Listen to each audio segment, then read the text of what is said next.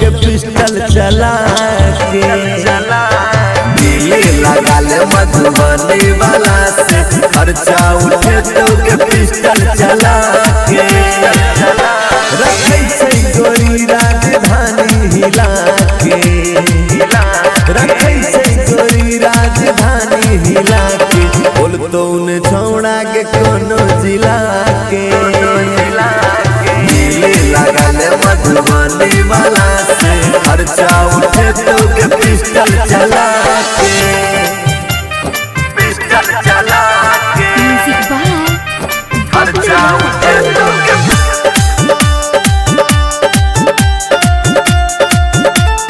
pistol चला के तैयारी हमारे लग चले बेरा बहारी रंग दहरी के तैयारी हमारे लग चले बेरा बहारी देखे सबके कट्टा चला के बोल तो उन छौड़ा के कोनो जिला के लगा ले सुपोल वाला से खर्चा उठे तो के पिस्टल चला के दिले लगा ले सहरसा वाला से खर्चा उठे तो के पिस्टल चला के पिस्टल चला के खर्चा उठे तो के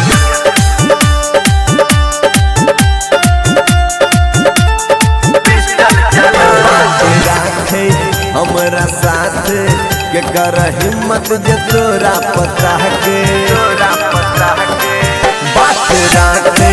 हमरा साथ के कर हिम्मत जे तोरा पता के देखा देबो तोरो के महफिल जमा के बोल तो उन छौड़ा के कोनो जिला के